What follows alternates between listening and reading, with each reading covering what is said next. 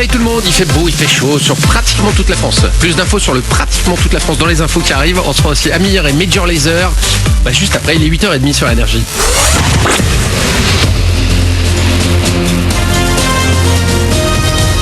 Toute l'actu sur Monaco-Menton avec Frédéric Plat.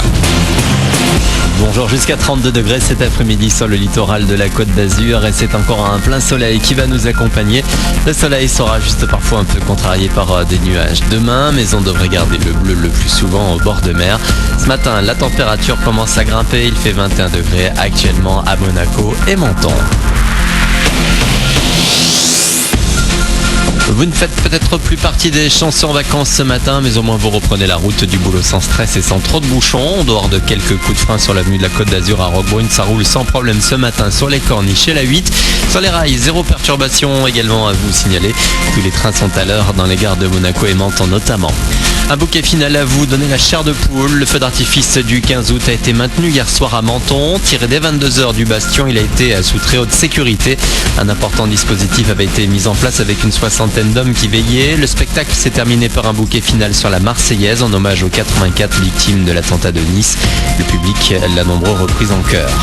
Ça fait déjà 6 semaines que la course aux bonnes affaires a commencé, mais c'est aujourd'hui que se terminent les soldes dans les Alpes-Maritimes. Compte tenu de l'actualité, le bilan devrait être en baisse dans le département. Les soldes qui se sont terminés hier à Monaco.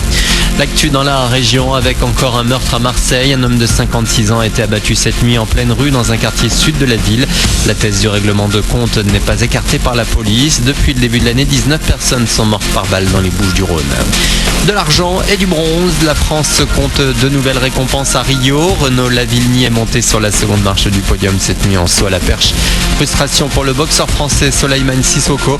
Il se contente de la 3e place et du bronze dans la catégorie des moins de 69 kilos. À retenir aussi les larmes d'Aurélie Muller. La nageuse a été disqualifiée pour avoir gêné sa concurrente italienne sur la ligne d'arrivée. La française aurait dû décrocher l'argent. C'est fini pour les volleyeurs. La team Yavbou a été sortie du tournoi par le Brésil cette nuit. Grosse déception pour les champions d'Europe. Ils espéraient remporter la première médaille olympique du volley français. Un concert ce soir à Saint-Jean-Cap-Ferrat. Déjà 6 ans que Joyce Jonathan surfe sur le succès depuis qu'elle s'est révélée avec Je ne sais pas comment te dire. Son 3e album, Une place pour moi, est sorti et elle sera ce soir donc au Théâtre de la Mer de Saint-Jean-Cap-Ferrat. Ça commence à 21h et vous avez toutes les infos sur saintjeancapferrat-tourisme.fr.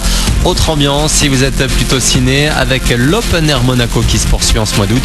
Projection ce soir dès 22h de Suicide Squad avec Will Smith son super méchant dans une mission suicide. Voilà pour votre actu.